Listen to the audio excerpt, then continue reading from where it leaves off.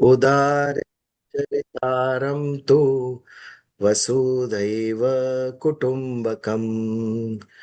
ॐ अग्निमीळे पुरोहितम् यज्ञस्य देवमरुत्विजम् होतारं रत्नदातमम्। जय श्री कृष्ण। जय श्री कृष्ण। जय श्री जय श्री कृष्ण। कृष्ण सर्वेने। चलो, ब्रह्म निर्वाण या विभूति योग पर विचार कर रहे हैं हम। 10वां अध्याय श्रीमद् भगवद गीता। पिछली बार 14वें श्लोक पर विचार किया। सर्वम एतत् ऋतम मन्ये यन्माम वदसी केशव। वदसी कह रहे हैं, हे केशव, अब जो कुछ भी कह रहे हैं ऋतम यानी सत्य, मैं इसे सत्य मानता हूं। आपने यहां तक मुझे जो भी कहा मैं उसे सत्य मानता हूं। नहीं ते भगवन व्यक्तिम विदुर देवा न दानवा। विदुर यानी ज्ञान होना, लेकिन आपका भगवान होने का जो व्यक्तित्व है, हमारे लिए आप श्री कृष्ण। नंद बाबा यशोदा जी के यहां बड़े हुए वो श्री कृष्ण है मनुष्य स्वरूप में। आपका जो भगवान व्यक्तित्व है ये कोई नहीं जानता। ना देव जानते हैं ना दानव जानते हैं। क्यों नहीं जानते भगवान का ये स्वरूप? क्योंकि मनुष्य यक्ष गंधर्व देव दानव ये सब प्रकृति से उत्पन्न हुए हैं, और प्रकृति के द्वारा उस परम तत्व को जानना असंभव है। हम विश्व को जान सकते हैं, संसार को जान सकते हैं, क्योंकि संसार भी प्रकृति है, हम भी प्रकृति से उत्पन्न हुए हैं। हमारी आंखों के द्वारा हम संसार देख सकते हैं, बट इन आंखों के द्वारा ईश्वर को देखना संभव नहीं है। तो कब ईश्वर का दर्शन होगा? जब आप स्वयं कृपा करेंगे तो ही, कुछ ही, मनुष्य हो देवता हो दानव हो, कुछ ही को आपका दर्शन होता है। ये विषय हो गया भक्ति का। आपके जो परम भक्त है उसी को आप दर्शन देते हैं।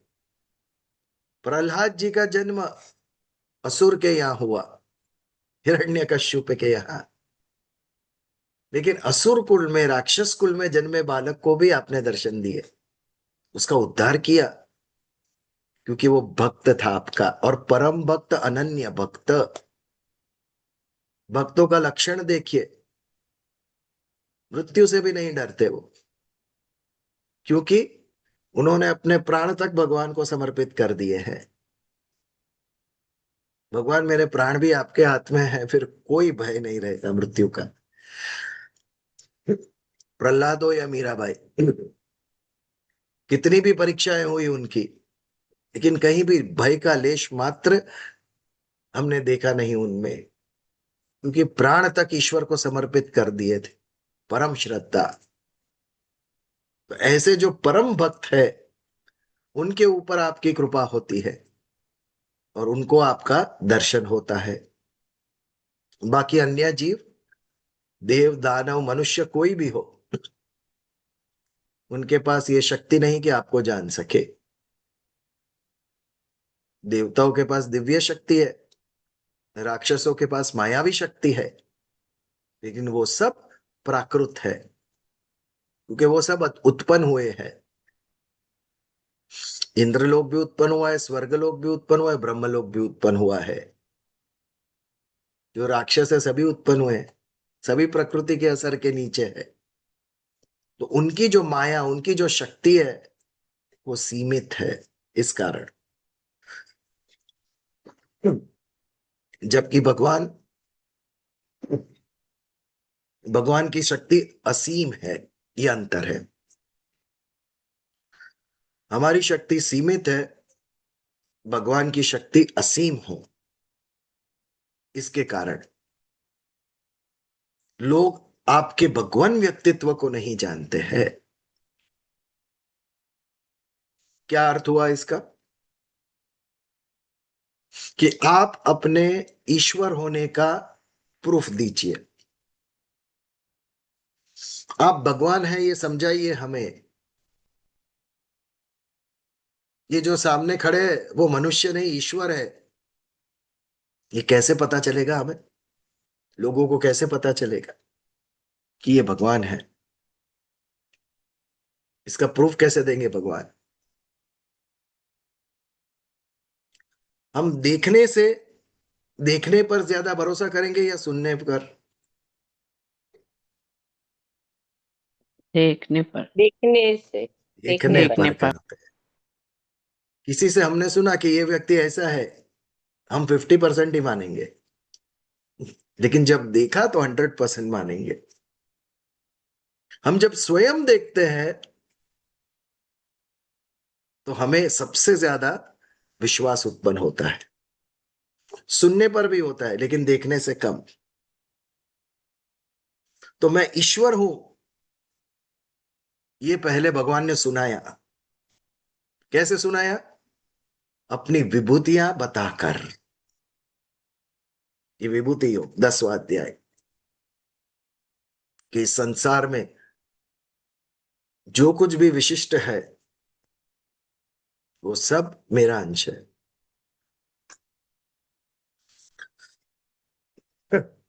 और यदि देखने से भी किसी को संशय रह गया हो, तो सुनने से भी किसी को संशय रह गया हो, तो 11वां अध्याय विराट स्वरूप देखिए। मैं कौन हूं? अब बोल, मैं मनुष्य हूं कि मैं परम नारायण हूं?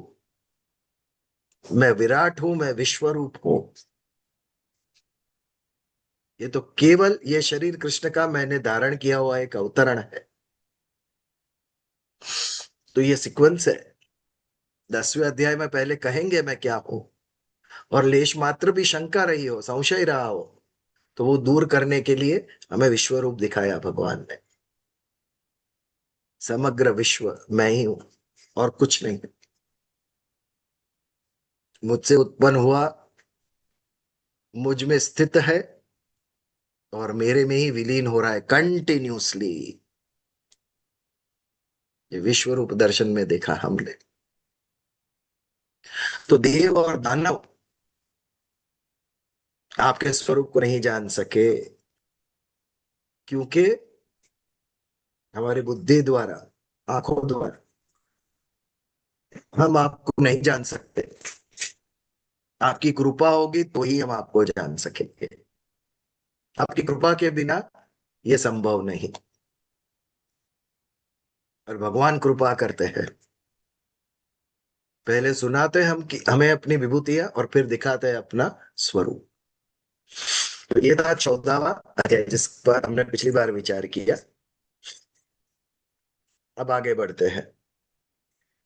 अध्याय 10 विभूति योग, श्लोक नंबर 15 आपके सामने हो तो पढ़िए। स्वयं मेवात्मनात्मनम वेत्थम त्वम पुरुषोत्तम, भूत भावन भूतेश देव देव जगतपते।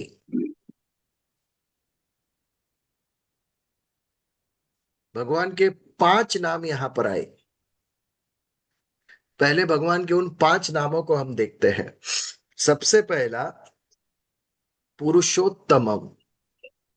कई बार इस पर हमने कहा है। शरीर क्षर है, आत्मा अक्षर है, और परमात्मा अक्षर पुरुषोत्तम है।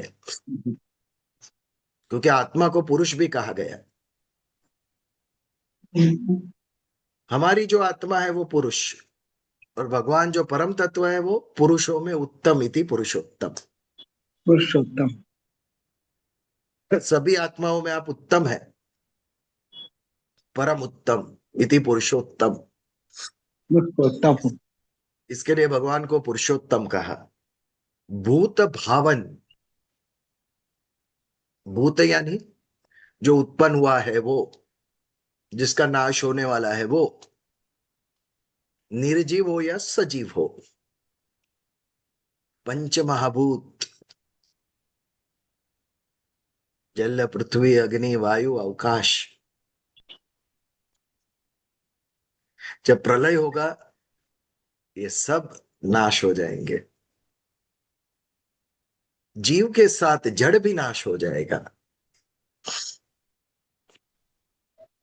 ये भूत का स्वभाव, उसका कैरेक्टरिस्टिक्स।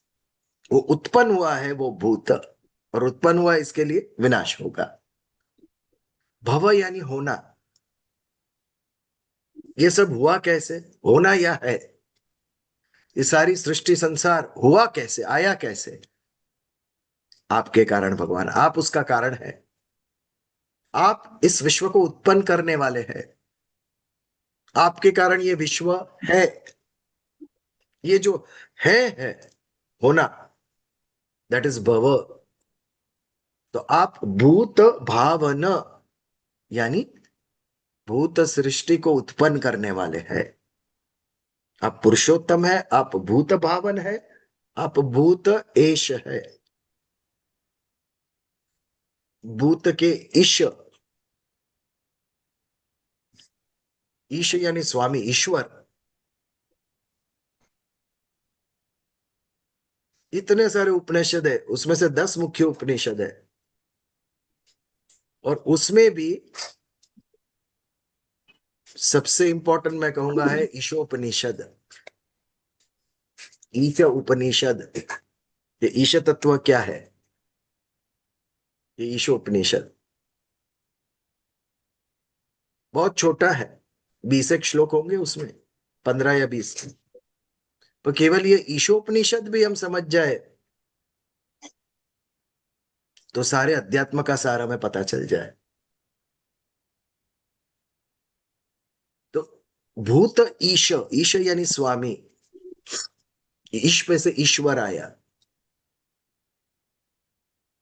आप महादेव जी के जितने भी ज्योतिर्लिंग या उनके मंदिर के नाम देखोगे तो या तो उसके पीछे ईश्वर आया है या तो नाथ आया है।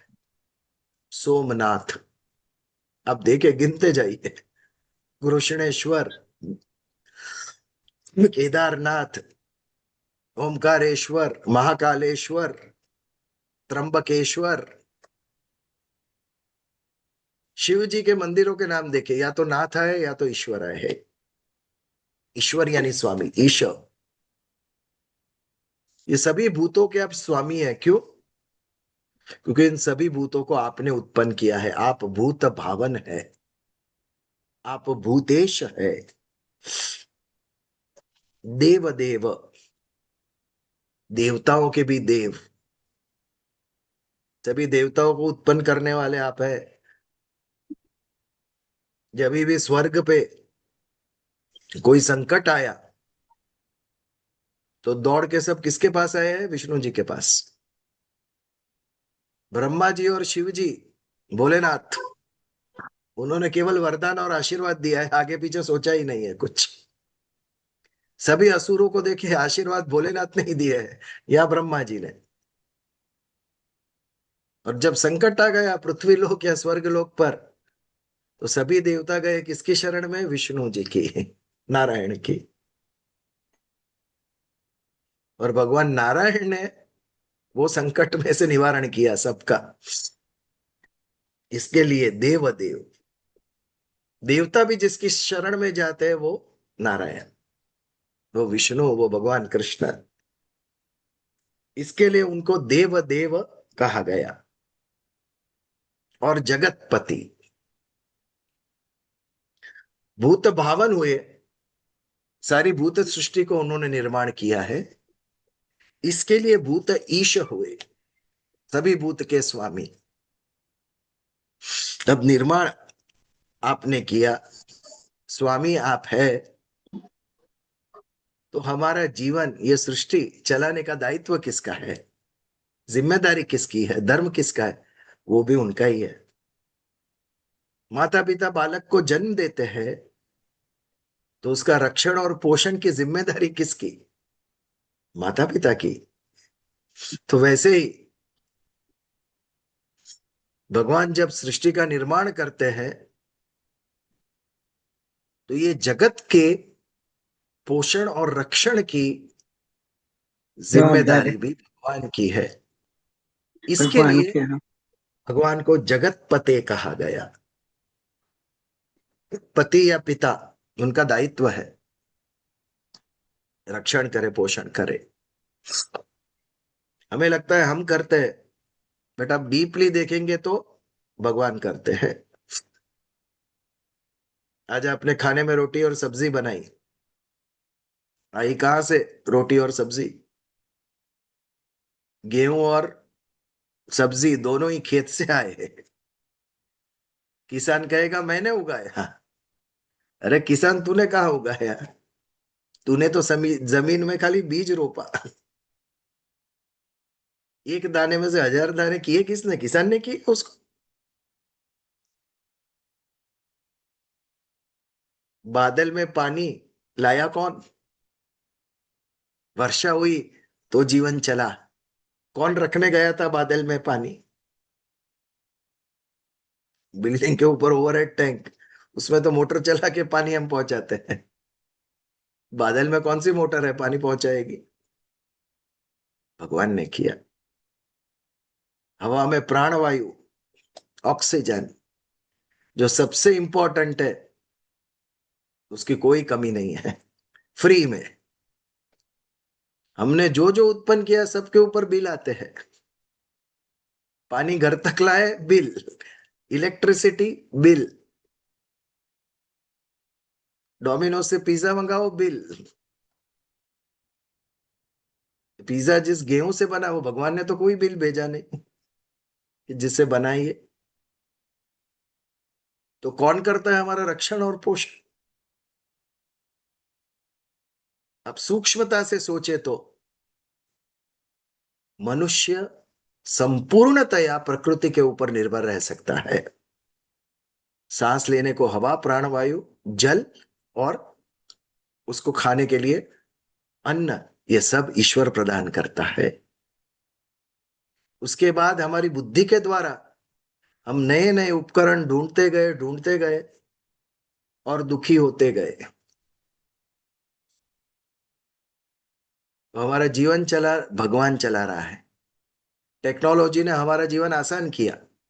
फिजिकल कंफर्ट टेक्नोलॉजी से आई, लेकिन जीवन कौन चला रहा है? जीवन ईश्वर चला रहा है। 120/80 ब्लड प्रेशर कौन मेंटेन करता है? दवाई से कंट्रोल किया, बट एक लिमिट तक, उसके आगे नहीं। इसके लिए जगत पते, इस सारी पृथ्वी का पोषण और रक्षण, हमारे अंदर पूरी एक व्हाइट ब्लड सेल्स की फौज रखी भगवान ने, कि बाहर से इन्फेक्शन आएगा तो अपने आप वो मल्टीप्लाई होंगे। जैसे कामधेनु गाय, विश्वामित्र जी सैन्य लेके आए तो अकेली कामधेनु ने इतने सैनिक उत्पन्न किए कि विश्वामित्रा जी के पूरा सैन्य हार गया उसके सामने। जैसे हमारे अंदर कामधेनु बिठाई है भगवान। बाहर से जब अटैक होता है इन्फेक्शन का, तो अपने आप व्हाइट ब्लड सेल, हम कोई ऑर्डर देते नहीं, अपने आप। ये चमत्कार नहीं है? कुछ किए बिना जो अपने आप होता है, वो भगवान रक्षण करता है हमारा। एक एक अव्यय को रक्षण करने के लिए उसने कुछ न कुछ बनाया। तो इसके लिए भगवान जगत पिता, वो भूत भावन है। भूत को उत्पन्न किया, इसके लिए भूत ईश है, उसके स्वामी है। और भूत के स्वामी है, उत्पन्न किया है, तो उसका पोषण और रक्षण भी वही करते हैं। इसके लिए जगत पते, जगत पिता। ये 5 एडजेक्टिव्स, 5 गुण भगवान के बताए इस श्लोक में। बट ये श्लोक का मूल तत्व क्या है? स्वयमेवात्मनात्मानं वेत्थ त्वम पुरुषोत्तमम। वेत्थ यानी जानना। आगे के श्लोक में कहा हमको कि न देव जान सकता है न दानव जान सकता है आपको। तो आपको जाने कैसे? स्वयं वात्मनात्मानम। यहां पर परमात्मा और आत्मा दोनों के गुण समान है, उसके ऊपर हम साथ में चर्चा करेंगे। परमात्मा का अंश आत्मा है, इसके लिए दोनों के गुण समान है। हम सारा विश्व कैसे देखते हैं? विश्व को देखते हैं कैसे हम? आंखों के द्वारा। लेकिन आंखों को कैसे देखते हैं हम? अपनी आंखों को। वो भी आंखों के द्वारा ही अपनी आंखों को देखते हैं ना। अब सबको इसमें आपकी आंखें दिखाई दे रही होगी अभी जूम में। वो कैसे देखिए? अपने आंखों के द्वारा ही देखिए। मैं ये जो बोल रहा हूं वो आप भी सुन रहे हैं, मैं भी सुन रहा हूं। बट जब रिकॉर्डिंग आती है तो वो ही बात हम कानों के द्वारा ही सुनते हैं। जिस कान के द्वारा अभी सुन रहे हैं वो। भगवान का भी वैसा ही है। तो सृष्टि से ऊपर है। सृष्टि के द्वारा हम, सृष्टि से प्राप्त वस्तु और साधन के द्वारा हम नहीं देख सकते उनको। स्वयमेवात्मनात्मनम। आत्मा को क्यों नहीं हम देख सकते? क्योंकि उसके ऊपर अविद्या के आवरण है, सांसारिक गुणों के आवरण है, सत्व रज तम। इसने हमारे आत्मा को आवृत्त कर दिया, ढक दिया। उसकी अनुभूति कब होती है? जब ये आवरण हटता है। या आवरण हटाने के लिए बुद्धि या भक्ति। बुद्धि कठिन मार्ग है, बुद्धि के द्वारा भी हम ये अज्ञान का आवरण हटा सकते हैं। या फिर ईश्वर की कृपा हुई तो। ईश्वर की कृपा हुई तो अपने आप आत्म साक्षात्कार होता है। ये जो आत्म साक्षात्कार हुआ, अनुभूति हुई आत्मा की, ये किसको हुई आत्मा की अनुभूति? आंखों को हुई, नाक को हुई, कान को हुई, शरीर को हुई? किसको हुई आत्मा की अनुभूति? न मन न बुद्धि न अहम, किसी को नहीं हुई ये अनुभूति। ये हमारे आत्मा को ही आत्मा की अनुभूति हुई। यही परमात्मा के इसमें भी यही है। हमारी बुद्धि अहम, आंख कान नाक, किसी के द्वारा उस परम तत्व तक हम नहीं पहुंच सकते। केवल वो स्वयं जब हमारे सामने प्रकट होता है, तब वो स्वयं के द्वारा स्वयं की अनुभूति होती है। इसके लिए स्वयमेवात्मनात्मानम वेत्थम त्वम पुरुषोत्तमम। और बाद में चारों भगवान के गुण कहे। अभी एक आध्यात्मिक प्रश्न पूछता हूं आप लोगों को। काफी समय से आप सब जुड़े हुए हैं।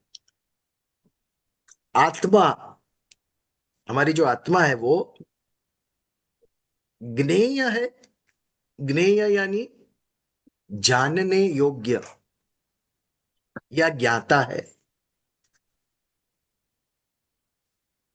आत्मा ज्ञेय है, जानने योग्य या ज्ञाता है? मेरे ज्ञाता हिसाब है। से दोनों ज्ञाता। है। दोनों है, जानने योग्य भी है। सुनते हैं तो जिस तरह से उन्होंने वर्णन किया कि आत्मा क्या क्या नहीं है, यानी वो जानने योग्य है। और वो ही आत्मा ही स्वयं को पहचान सकती है, मुझे ऐसा लगता है। अन्य कोई विचार? आत्मा ज्ञेय है या ज्ञाता है?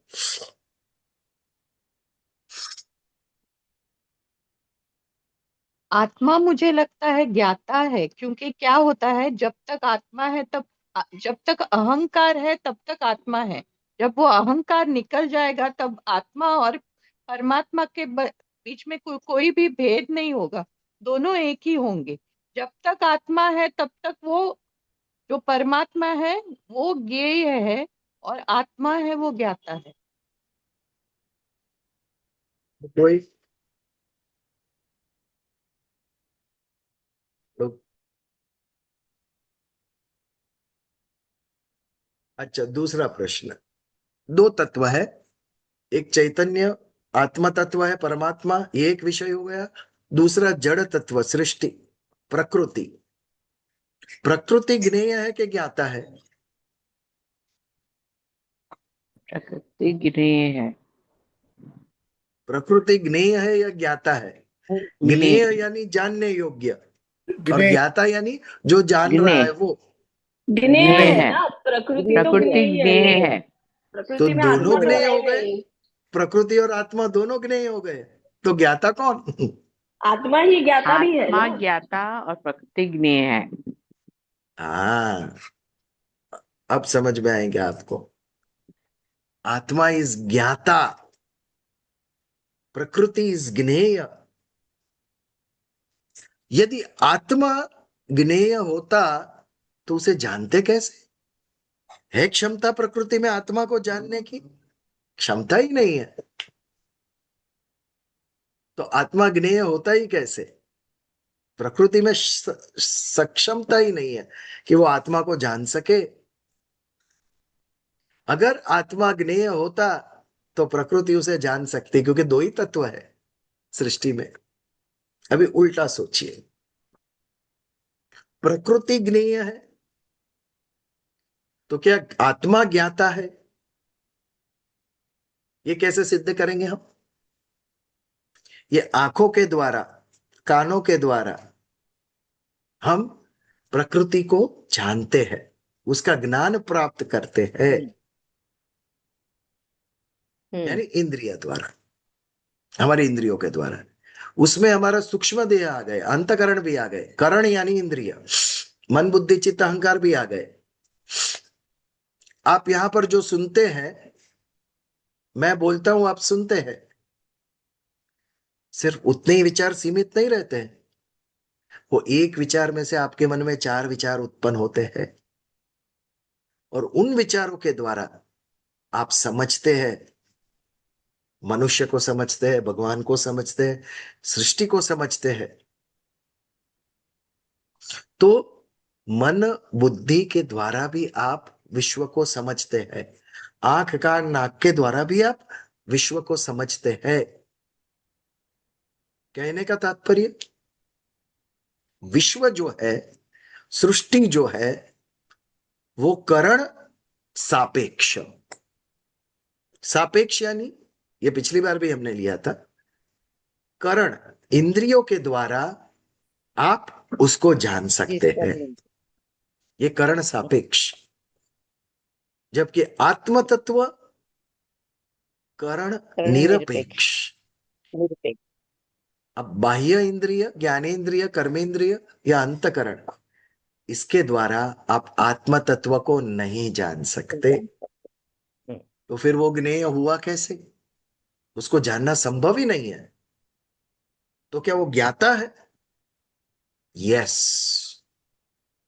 ये आंख के द्वारा, कान के द्वारा, मन बुद्धि के द्वारा आप सारे विश्व को जान सकते हैं।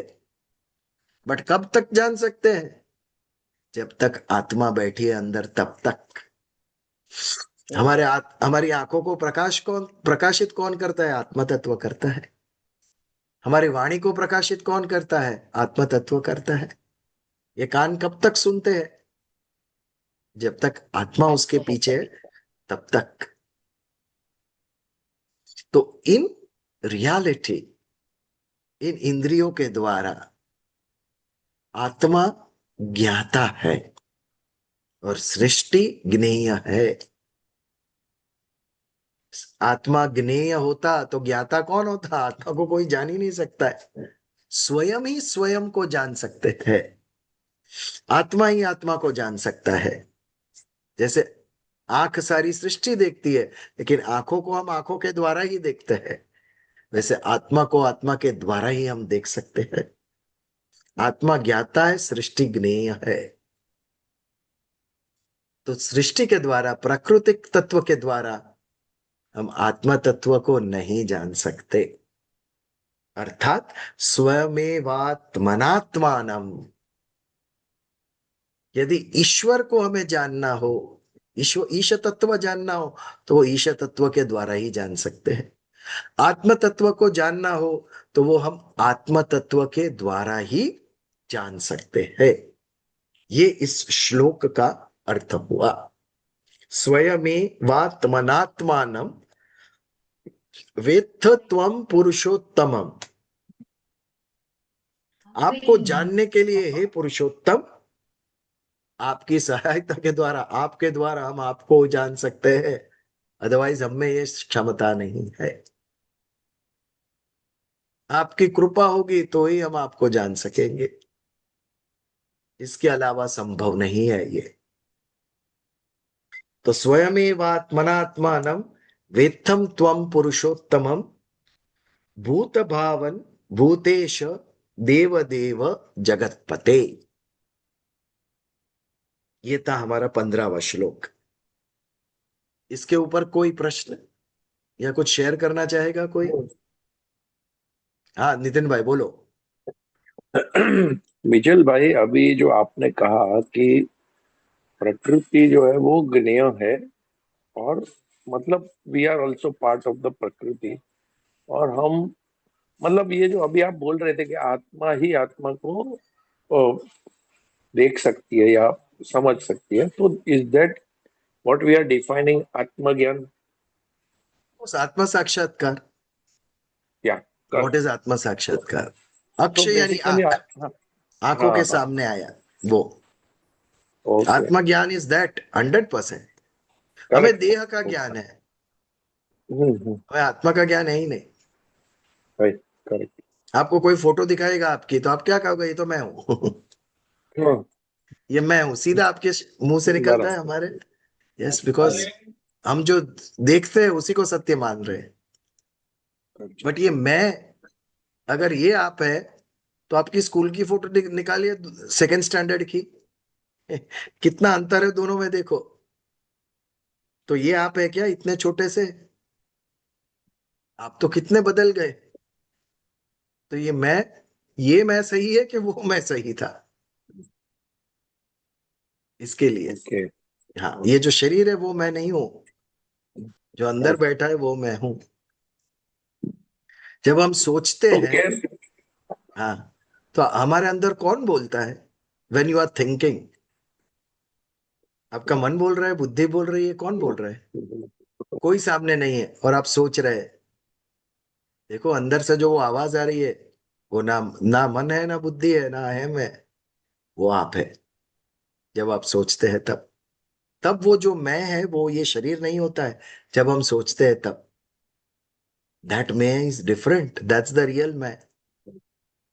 जब अकेले आप बैठ के सोचते हो, सामने आईना भी नहीं है, you can not see your self, अंधेरे में है।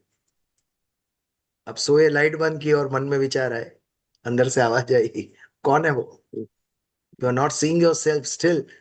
दैट इनर अनुभूति, ये जो अंदर का मैं है वो सही मैं है, वो आत्मा। उसको रिफर करो हमेशा जीवन में, कभी भी संकट आए। हम क्या करते हैं?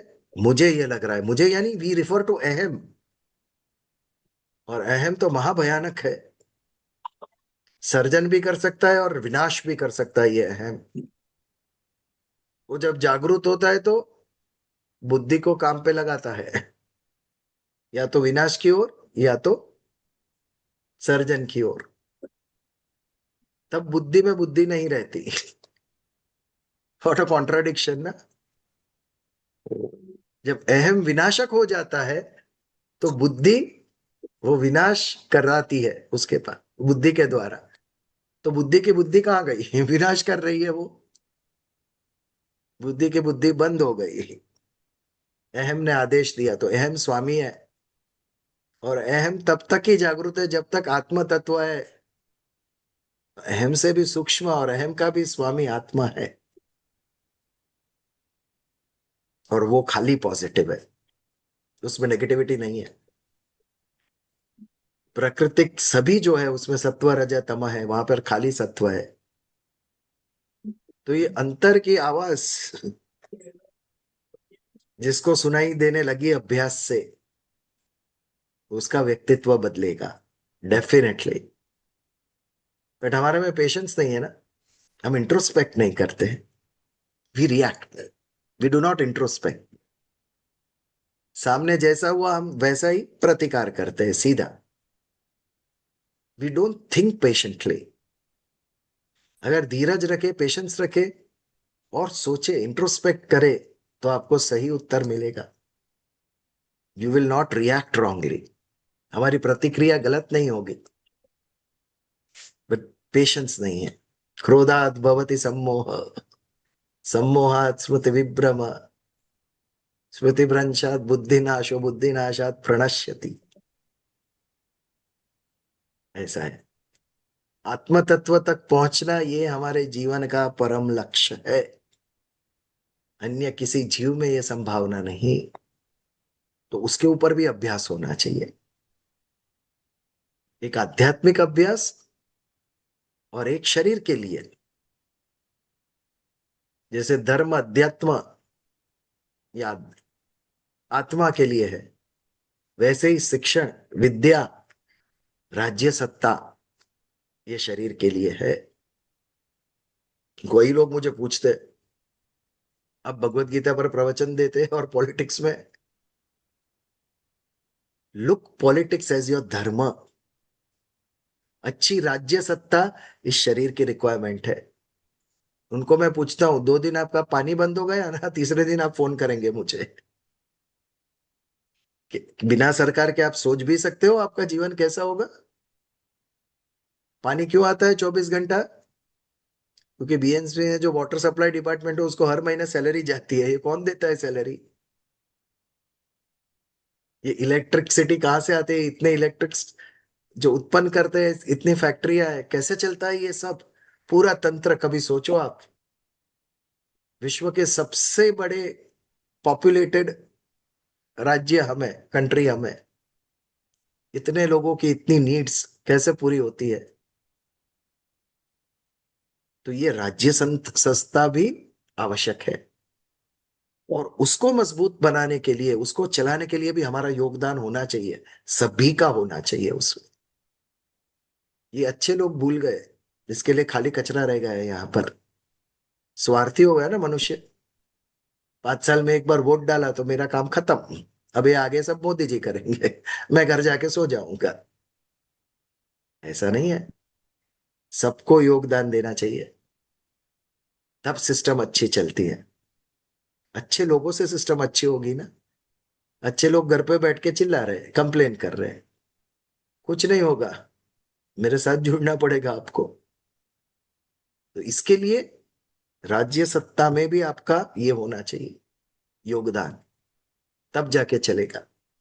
अब जो भी बिल्डिंग सोसाइटी में रह रहे, कोई कमेटी चला रही है ना उसको, अगर वो ना रहे तो क्या हो? आप सोच लीजिए आपकी सोसाइटी में, अगर इलेक्ट्रिक का बिल, पानी का बिल, वॉचमैन का बिल जाए ही नहीं, कोई कलेक्ट ही ना करे मेंटेनेंस, तो क्या होगा?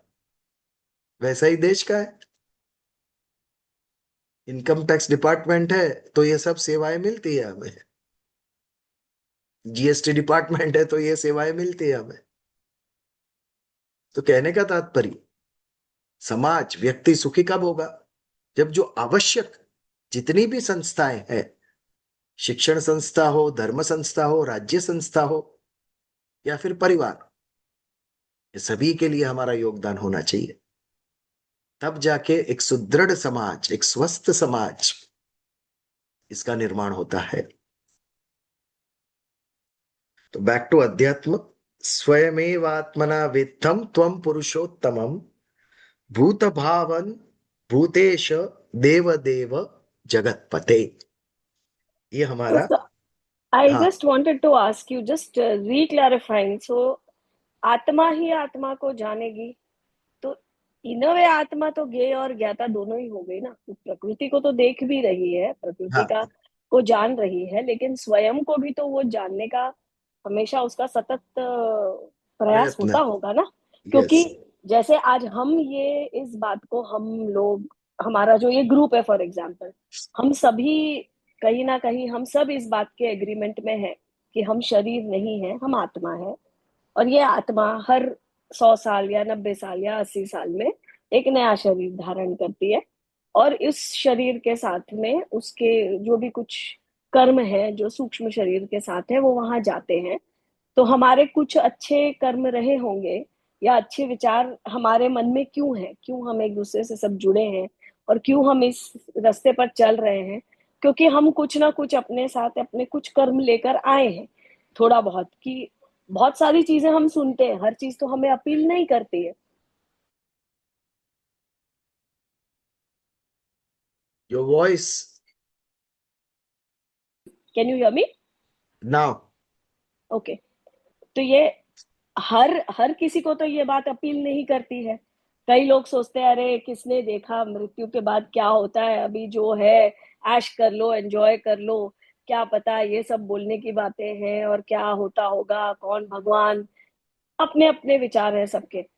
तो यदि आत्मा अपने आप को पहचानने का कार्य भी कर रही है सतत, स्वयं को, आत्मा को मालूम है कि मैं आत्मा हूं, लेकिन वो उस चीज को हमारे मन बुद्धि चित्त अहंकार पे इम्प्रेस कर रही है, तो आत्मा भी तो ज्ञेय और ज्ञाता दोनों हुई कि नहीं? स्वयं को भी तो वो पहचानने की प्रयास चालू है कि नहीं उसका?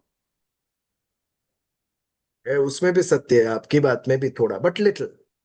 हम्म। In a broader sense hmm. सृष्टि ज्ञेय है और हम्म। आत्मा ज्ञाता है। ओके। सृष्टि को हम जान सकते हैं, बट आत्मा के संदर्भ में आत्मा ज्ञेय भी हो सकता है, क्योंकि आत्मा जानता है ना, अनुभूति आत्मा के द्वारा आत्मा की अनुभूति होती है। ज्ञेय से ज्यादा अनुभूति इज द राइट वर्ड।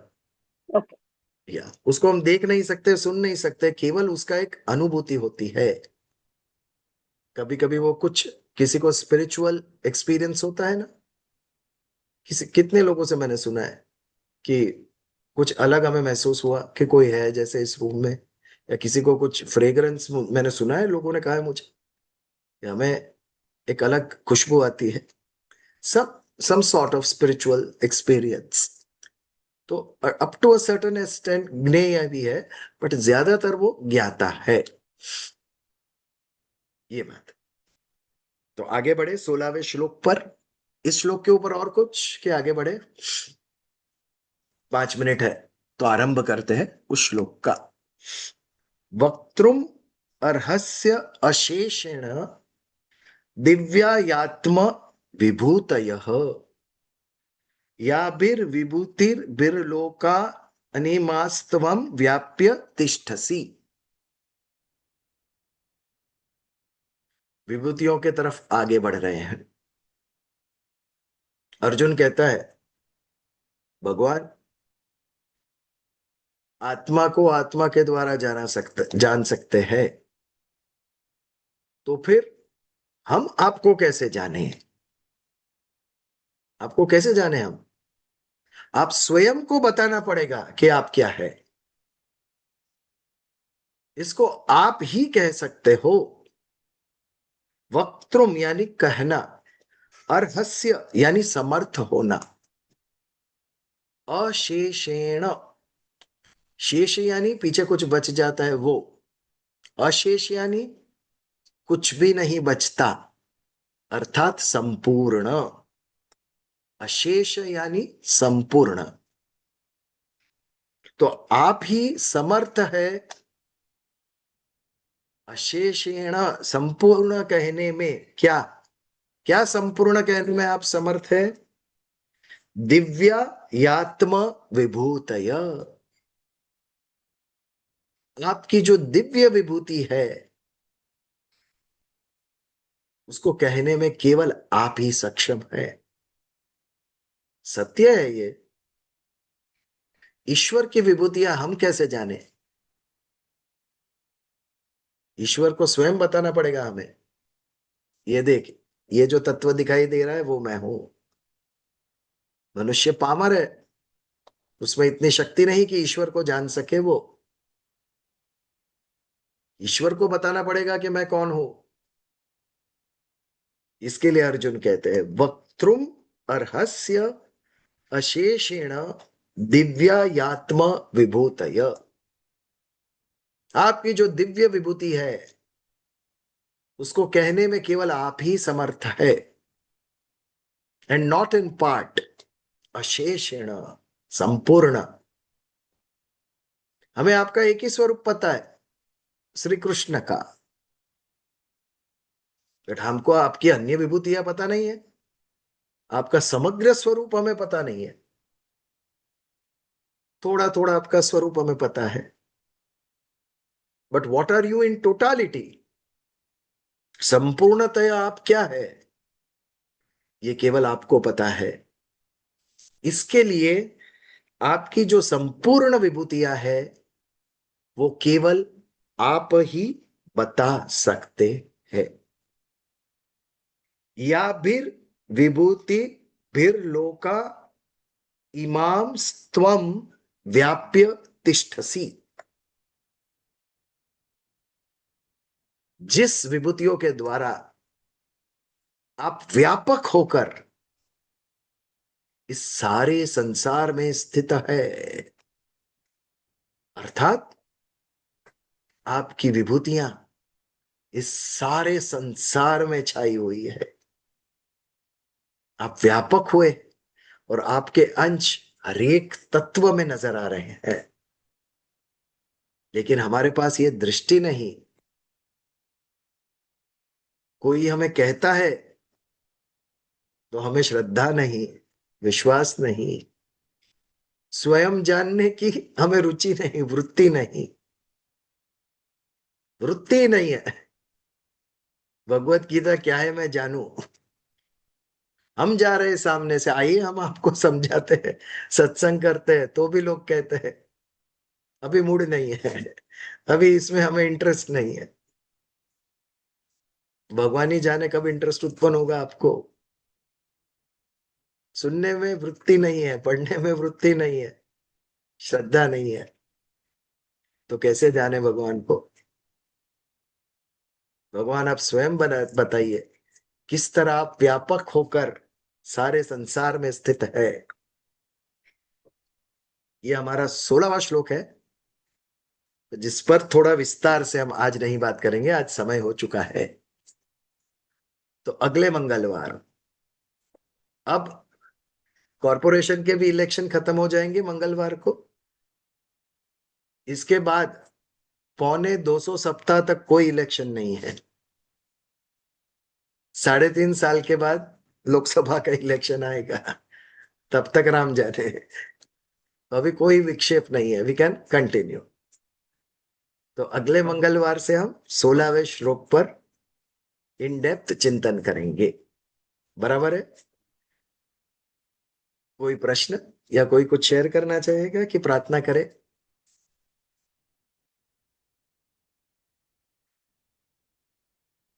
તમે મ્યુટ છો નીતાબેન? હા, આજે ઘણો આનંદ આવ્યો કારણ કે તમને સાંભળવાનો ખૂબ લાભ મળ્યો. હું તમને પૂછવાનો હતો, આજે બરાબર હું 1/4 કલાક જેવું બોલ્યો, એનાથી વધારે 50 મિનિટ. એટલે આમ થાય કે આ જરા સારું લાગ્યું વધારે. હા, તો મને તમે બધા બોલો તો સારું લાગે છે, સાચું કહું છું. મને બહુ ગમે બધા બોલે તો. પણ અમારામાં એટલું જ્ઞાન નથી ને, એટલે અમને જ્ઞાન મળે તો વધારે સારું લાગે ને. જ્ઞાન નહીં તો કઈ નહીં, પ્રેમ ભાવ તો હોય ને. પ્રેમ એ ભાવ તો હોય. બધામાં જ એક ગિફ્ટ તો ભગવાને બધાને આપી છે, ભલે જ્ઞાનની ના આપી હોય. ના નહીં, પ્રેમ ભાવ હોય, સતત હોય. હા, લવ પીપલ સેલ્ફલેસલી, એ જ્ઞાનથી પણ વધારે સ્ટ્રોંગ છે, અને એ ગિફ્ટ બધાને આપી છે ભગવાને. ચાલો, સરસ. તો પ્રાર્થના કરે. ઓમ શન્નો મિત્રઃ શન્વરુણઃ શન્નો ભવત્યાર્યમા शन्नो इंद्र बृहस्पति शन्नो विष्णुरुक्रम ओम शांति शांति शांति। जय श्री कृष्ण। जय श्री कृष्ण विजय भाई। जय श्री कृष्ण। जय श्री कृष्ण। जय श्री कृष्ण। जय श्री कृष्ण।